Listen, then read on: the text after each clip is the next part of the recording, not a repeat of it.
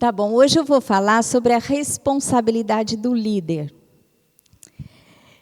Alguns aspectos que eu vou falar sobre vocês é chover no molhado, eu estou sempre falando, mas se o Espírito fala é porque a gente precisa voltar a ouvir para colocar em prática.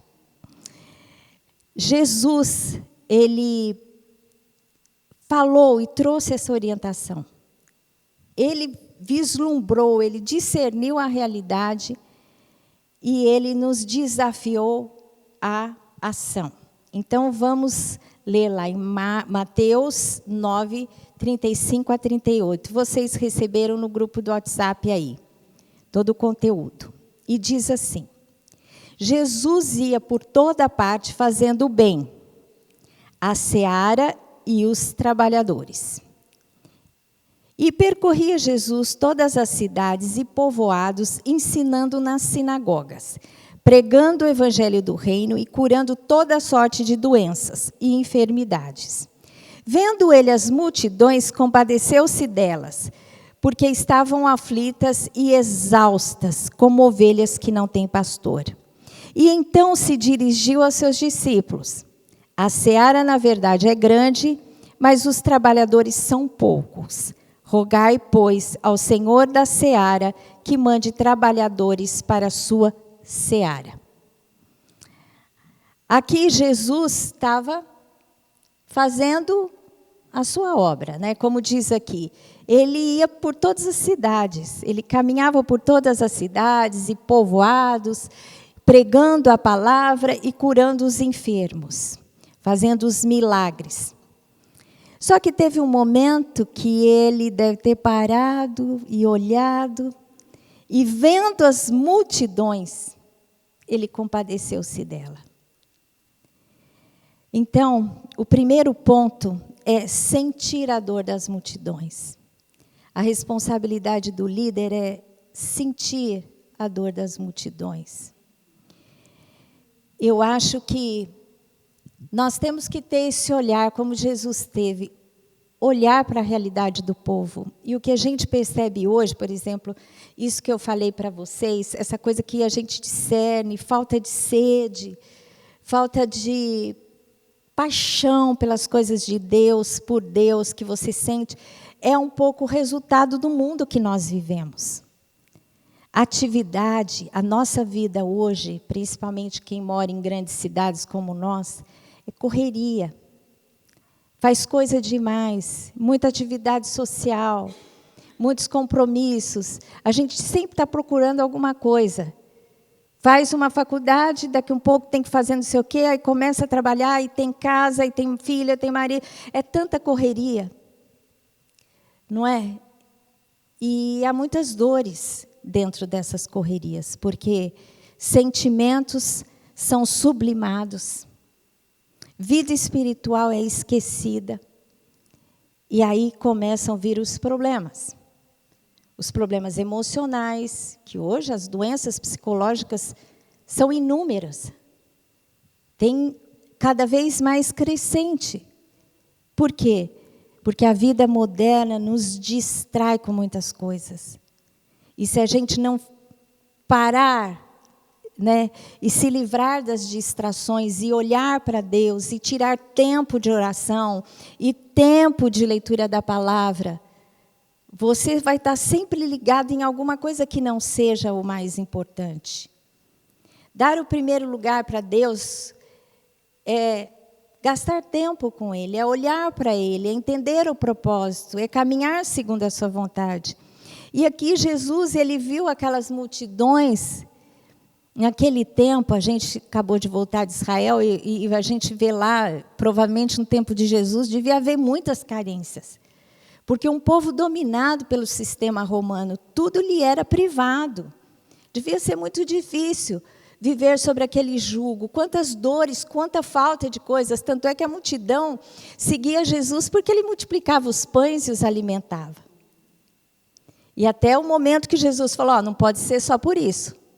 Então, muita gente foi embora. Quem só queria isso foi embora. Quem queria mais do que isso ficou.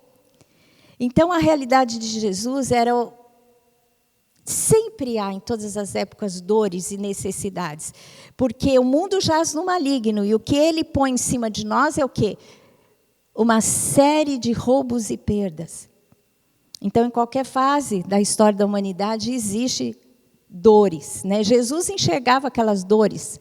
Falta de pão, falta de motivação, uma religião que impunha uma série de pesos e legalismos, mas sem vida.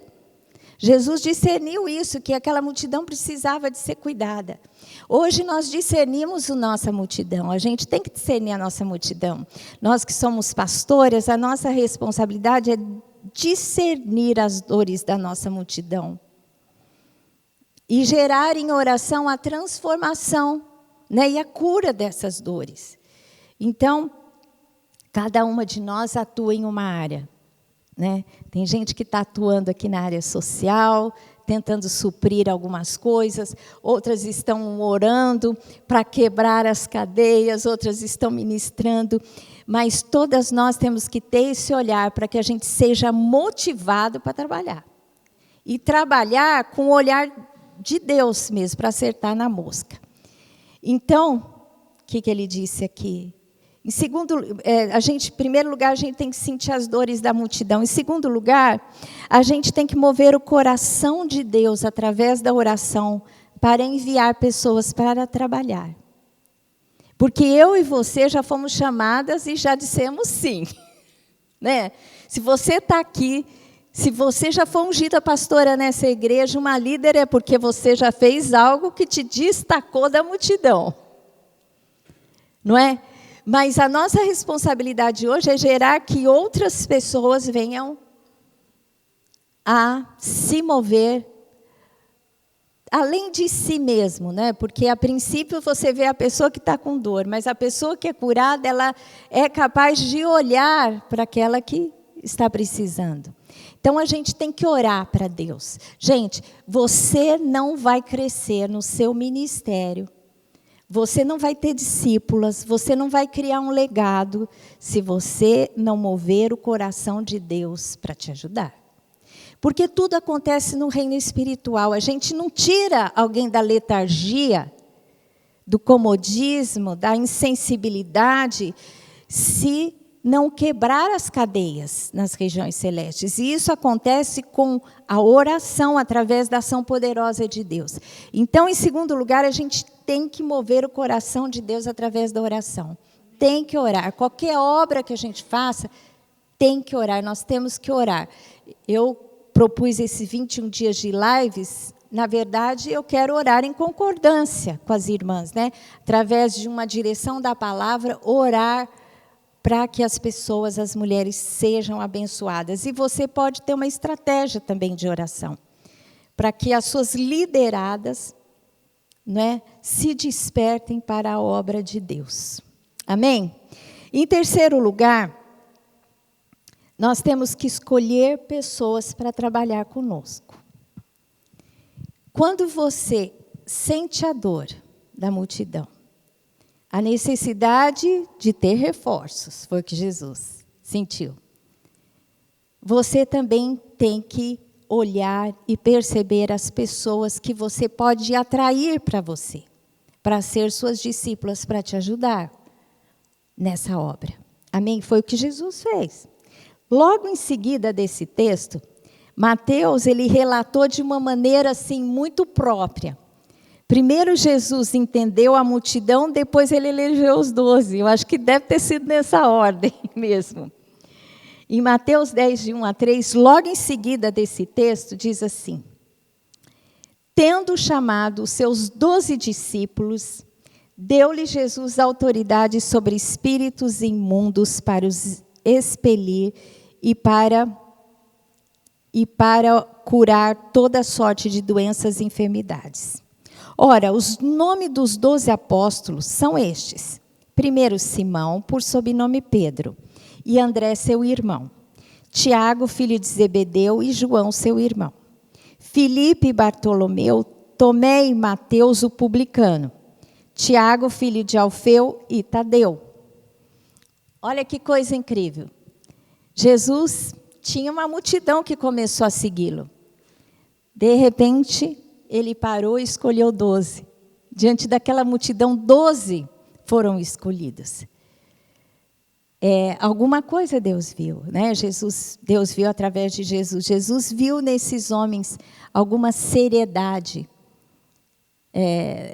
para a obra, né? Algum compromisso diferente dos outros para serem escolhidos. E a gente tem que olhar isso também. Você vai olhar e vai ver pessoas que têm mais compromisso. Né? Diante de tudo que você está vendo aí, escolha pessoas com compromisso, para que possam estar do seu lado. E parte desse tema que o Senhor nos deu para nós trabalharmos esse ano, que fala sobre legado, é exatamente isso. É você deixar, se você sair da sua posição, você treinou alguém para estar ali? Né? Tem que ter treinado. E Jesus, ele fez isso, porque ele sabia que ele ia ficar 3 anos. Você imagina, Jesus fica 3 anos e vai embora. Se esses 12 não tivessem preparado, na verdade, um teve que cair, né? Porque já estava predestinado para isso. Mas depois Deus levantou o apóstolo Paulo, que para mim é o 12º. Então, 12, Jesus, depois de 3 anos, estava indo embora, mas esses 12, gente, esses 12 fizeram, assim, o impossível, na minha opinião, o improvável e o impossível, porque foi impossível, eles viveram o impossível porque foi com Deus dos impossíveis. Porque num tempo onde não havia comunicação, não havia facilidade de viagens, né? Eles levaram a mensagem do Evangelho para o mundo a ponto de Constantino, né, o líder do Império Romano, ter que fazer aliança com a igreja para poder vencer isso e continuar no seu império, no seu poder, na sua cadeira de autoridade. Para você ver como que a igreja avançou. Ela avançou em número, ela avançou em poder. Em poder, assim, talvez não tivesse os maiorais, porque Deus escolheu aqueles que não eram para confundir os que são.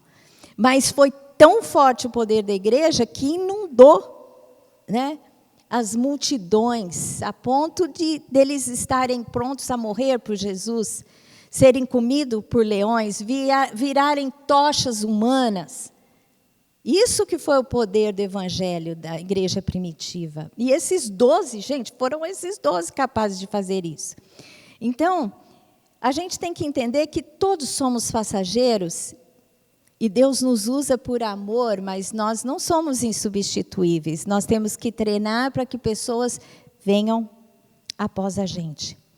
Então, a gente tem que escolher essas pessoas e treinar esses colaboradores. Jesus, ele teve um momento que ele falou, são esses 12 que eu vou treinar. Vocês vão viajar comigo o tempo todo. E 3 ele chamou bem perto para si, né? Pedro, Tiago e João. Todo o tempo ficava ali, né? Pedro, Tiago e João. Os 3 mais próximos. E ele deu instruções para treinar, porque teve um momento que ele falou assim, eu estou fazendo com vocês estão aprendendo? Agora, vou sair, vocês vão fazer sozinhos. E ele enviou. Tudo isso está numa sequência, gente. Então, eu creio que realmente Deus quer nos ensinar algo nessa sequência. E em Mateus 10, de 5 a 11, diz assim, depois que ele escolheu 12, diz assim, a estes 12 enviou Jesus, dando-lhes as seguintes instruções. É importante que nós aprendamos a enviar. Você não pode fazer tudo sozinha. Você tem que treinar pessoas para enviar. Isso é responsabilidade nossa, é responsabilidade do líder. Aí ele deu as seguintes instruções, Jesus deu instruções. Não tomeis rumo aos gentios, nem entreis em cidade de samaritanos, mas de preferência procurai as ovelhas perdidas da casa de Israel. E à medida que seguirdes, pregai que está próximo o reino dos céus. Curai enfermos, ressuscitai mortos, purificai leprosos, expeli demônios. De graça recebestes, de graças dai. Não vos provereis de ouro, nem de prata, nem de cobre nos vossos cintos, nem de alforje para o caminho, nem de 2 túnicas, nem de sandálias, nem de bordão, porque digno é o trabalhador do seu alimento. Em outras palavras, vocês vão, e a direção primeira era pregar para os judeus, e depois para os outros. Mas você não vai levar coisas, porque aonde você for trabalhar, de lá você vai tirar o seu sustento. Não, aí depois ele diz assim, porque digno é o trabalhador do seu alimento. Em qualquer cidade ou povoado em que entrardes, indignai quem neles, indagai quem neles é digno, e aí ficai até vos retirardes. Aqui também ele nos ensina a seriedade que a gente tem que ter com a preciosidade do evangelho que a gente carrega. Porque ele disse assim, ó, você vai chegar numa cidade e vai ver qual é a pessoa mais digna para te hospedar. Né? E você vai ficar na casa daquela pessoa que é mais digna de hospedar. Aí, aqui eu não pus o texto, mas ele diz assim, se eles receberem a mensagem naquela cidade, muito bem, abençoa e vai embora. Se não receberem, bate o pé, tira até o pó, você não pode nem levar o pó daquela território, porque é um território amaldiçoado, porque não vai receber a bênção. Né? Jesus mesmo amaldiçoou Corazim e Betsaida por causa dos milagres que ele fez lá e as cidades não aceitaram. Então, a gente não tem responsabilidade com o resultado, a gente tem responsabilidade com a obra. Isso Deus me ensinou muito cedo no meu ministério, porque se você ficar preocupado com o resultado, você não vai se preocupar com a obra. O apóstolo Paulo, ele ensina claramente que um semeia, outro rega, outro colhe, mas quem dá o crescimento é Deus. O resultado é Deus quem vai dar. O que a gente tem que fazer é a obra. O que Deus mandar você fazer, o resultado você entrega para Deus, porque às vezes a gente não sabe qual é o resultado. Pode ser 1, pode ser 2. Ali, quando ele diz assim que a semente cai, a uns dá 100 por 1, outros 60, outros 30. Então, a gente não sabe qual vai ser o resultado. E aqui ele deixou isso bem claro, né? Que a gente tem que se preocupar com a mensagem, com a preciosidade da mensagem. Também não pode jogar pérolas aos porcos, não é para qualquer pessoa. Você transmite a mensagem, se a pessoa for blasfemadora, é problema do Espírito Santo, porque quem convence não é você. Você traz a palavra tem poder, mas o convencimento é obra do Espírito Santo. E o resultado é obra de Deus. Amém? Isso nos dá tranquilidade. Eu sempre, quando eu faço uma obra, eu falo, Deus, eu estou fazendo isso, estou fazendo aquilo, estou fazendo o meu melhor. Senhor, estou te honrando, agora o Senhor me honra. Que eu também não aceito qualquer colheita, não. Eu quero colheita a 100 por 1, não a 60, não a 30. Teve uma vez, gente, que foi tão incrível. Quando a gente começou na Visão Celular, eu e o Hércio, a gente trabalhava muito juntos, né? E a gente fez, não sei qual foi a iniciativa que a gente fez, acho que ia abrir célula, não sei. E eu, conversando com ele, eu falei sobre isso. Falei, a gente vai fazer tudo certinho, mas eu não quero uma colheita de 30 nem de 60, eu vou pedir que eu quero de 100. E eu tive um sonho com 100, porque eu acho que ficou tão dentro de mim que eu sonhei com 100. Aí eu cheguei para o Hércio, eu sonhei com 100, Deus vai dar 100. E não é que Deus deu 100 novas células? 100, Deus deu 100. Falei, Hércio, você está entendendo, Hércio, que deu 100? Ele falou, estou entendendo. Então, assim, eu acho que o resultado vem de Deus e tem momentos para tudo, mas eu sou pidona. Quero uma colheita abundante. Não é? Isso também é uma coisa minha com Deus, nem todo mundo precisa ser assim, né? Mas, então, era essa a palavra que eu queria deixar para vocês, porque é algo que eu tenho sentido muito forte nessa fase da minha vida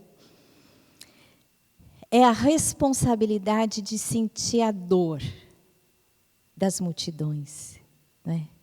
Numa realidade tão difícil hoje. Porque eu acho que aqui no nosso meio há muitas faltas. Eu acho menos materiais do que emocionais e espirituais, mas principalmente espiritual, porque é tempo de apostasia. Gente, as pessoas estão sem sede de Deus, eu sinto, sem sede. Elas estão sendo muito contaminadas com o espírito do anticristo, da frieza espiritual. E a gente tem que orar. Eu não estou dizendo todo mundo, porque a gente vê os cultos cheios, não é isso. Mas, assim, diante da grande maioria, da responsabilidade, do compromisso com o Evangelho, há muita frieza. E esse é o tempo da apostasia. E o que a igreja vai sofrer é frieza. E nós temos que gerar, não a frieza, mas o fogo do Espírito. Amém? Nas nossas vidas, a partir de mim, a partir de você, para que a gente traga esse fogo para os nossos liderados. Amém? Vamos orar? E nesses dias que nós estamos 21 dias orando, que a gente possa gerar isso em oração. Esse fogo, essa paixão do primeiro amor. Inclusive, hoje eles cantaram, né, sobre o amor. Eu falei, o Espírito está falando a mesma coisa. Hã? Então, assim, você pode fazer um compromisso de jejum ou um voto, caso você não consiga ficar sem alimento, mas esteja também buscando a Deus com um compromisso nesse sentido. Amém? Oração e jejum. Isso é muito importante, porque a gente quebra as cadeias, tá bom? E então é isso. Terça-feira estarei aqui no culto, a gente vai ter as reuniões de oração, as lives, e que a gente possa realmente estar buscando a Deus para ter esse resultado na vida das mulheres, esse interesse, esse calor, e essa mensagem que Deus quer trazer a todos nós, que é viver uma vida relevante, buscando a Deus e os seus princípios, né? Para construir algo sólido, né, que a nossa casa, que a nossa obra não seja nem palha, que vai queimar rapidinho, nem madeira, que vai queimar, bronze, que não queima, mas não é da maior nobreza, nem prata, mas que seja uma obra de ouro, né, que possa passar, ser refinado e ser importante diante de Deus. Amém? Glória a Deus.